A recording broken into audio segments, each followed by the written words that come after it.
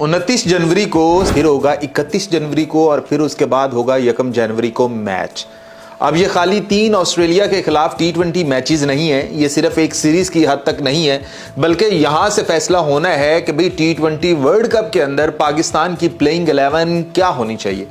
मतलब ओपनर किसे आना चाहिए, वन डाउन किसे आना चाहिए, क्योंकि जिस तरह से सलमान अली आगा ने अपनी इनिंग खेली है तो उससे वन डाउन आना है कि बाबर आजम को वन डाउन आना है, बाबर आजम को चौथे नंबर पर आना है, मतलब बाबर आजम को ओपनर आना है, कहां पर आना है। ये फैसले आपके पास सिर्फ 3 मैच हैं जो कि 29 को है, 31 को है, 1 को है और वहीं पर यह फैसले होने हैं कि आखिर पाकिस्तान की प्लेइंग 11 क्या होनी चाहिए।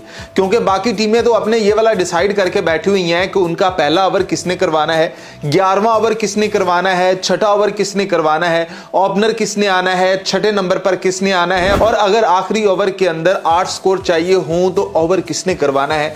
बाकी सारी टीम शायद ये वाला प्लान कर रही होंगी, लेकिन हमारे पास इतने ओपनर्स हैं कि हमारी टीम के अंदर टोटल 6 ओपनर है जो कि एज ए ओपन कर सकते हैं। अब उनमें से किसको खिलाना है, किसको ओपनर लेकर आना है कि फखर जमान को और बाबर आजम को एज ए ओपनर लेकर आना है, फिर या साहिबजादा फरहान को या फिर साइम अयूब को ही एज ओपनर रखना है। मतलब आपके पास मैच 3 है, प्लानिंग बड़ी है, कहानी बड़ी है कि अगर फखर जमान पहले नंबर पर नहीं आता, वन डाउन नहीं आता, सलमान अली आगा की जगह पर नहीं आता, तो क्या फखर जमान फिनिशर बन जाएगा। मतलब वो सिर्फ मैच फिनिश किया करेगा कि साहिबजादा फरहान और साइम अयूब का आपको पता है कि भाई कोई पता ही नहीं है कि साइम अयूब ने स्कोर कब बनाने हैं, किस सदी में बनाने हैं, किस चांद के बाद बनाने हैं, कुछ समझ में नहीं आ रहा। क्योंकि साइम अयूब जब से इंजर्ड हुआ है, साइम अयूब की ना वो क्लास रही है ना वो बात रही है।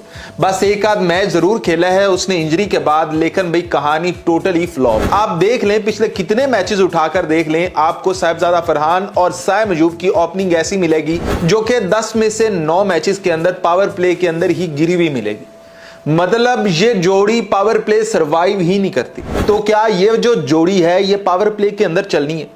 क्या साइम को रेस्ट करवाना है या फिर साइम को सारे मैचेस खिलाना है? साहिबजादा फरहान का क्या रोल होगा, उसे किस तरह लेकर चलना है, बाबर आजम ने कहां पर आना है? तो हमारी सबसे बड़ी सरदर्दी यही रहने वाली है, यही होने वाला है कि भाई साइम और साहिबजादा फरहान हो गए ओपनर, बाबर आजम आ गए तीसरे नंबर पर यानी कि वन डाउन आ गए और उसके बाद आगे जी सलमान अली आगा। उसके बाद हमारे पास ऐसी खिचड़ी है कि हमें नहीं है मालूम कि यहां पर किसे खिलाना है, किसे नहीं खिलाना है, कि चौथे नंबर के बाद फखर जमान ने आना है या फिर मोहम्मद नवाज ने आना है या फिर किसने आना है। मतलब ये वाली खिचड़ी हमारी हल होती हुई नजर ही नहीं आ रही। मतलब यहां पर क्या देखना है, कैसे देखना है, ये बहुत परेशानी है पाकिस्तानी टीम के लिए। पाकिस्तानी टीम को यहां पर देखना होगा, पाकिस्तानी सिलेक्टर्स को यहां पर देखना होगा, क्योंकि हमारी वो वाली सिचुएशन तो है नहीं कि हम बाकी टीम्स की तरह ये देखें कि भाई ये वन डाउन अगर दूसरे ओवर में आउट हो जाता है, ये ओपनर आउट हो जाता है तो वन डाउन इसको भेज देना है। क्योंकि अभी हमें यहीं पर भी परेशानी है कि बाबर आजम अगर जल्दी विकेट गिर जाती है तो बाबर आजम को पहले भेजना है कि फखर जमान को नीचे लाना है। तो हमारे पास कंफ्यूजन ही कंफ्यूजन है और मैचेस हैं ये 3। आपको बताया है कि 5:30 बजे 29 जनवरी को होगा टॉस और पूरे 6 बजे मैच शुरू होगा, पहली बॉल होगी। तो अब देखना ये होगा कि ऑस्ट्रेलिया के खिलाफ, क्योंकि पाकिस्तान ये वर्ल्ड कप की तैयारी कर रहा है और पाकिस्तान के पास ये आखिरी मौका है, अगर पाकिस्तान यहां पर सरवाइव नहीं करता है तो पाकिस्तान आगे जाता हुआ दिखाई नहीं दे रहा है। तो यहां पर पाकिस्तान को अपनी प्लेइंग 11 बनानी होगी, क्योंकि पाकिस्तान को अपने प्लान्स यही ठीक करने होंगे। श्रीलंका जाकर वहां पर प्लान्स बनाने का टाइम अब आपके पास है नहीं। तो साइम को लेकर जाना है, आपने साहिबजादा को लेकर जाना है, इनको ओपनर लेकर जाना है, वन डाउन किसको लेकर जाना है। तो मैच ये 3 है और टाइम आपको बता दिया है। अब देखते हैं कि फैसले क्या होते हैं। अब आप लोग बताएं पाकिस्तान को अपनी प्लेइंग 11 क्या बनानी चाहिए, किस तरीके से बनानी चाहिए।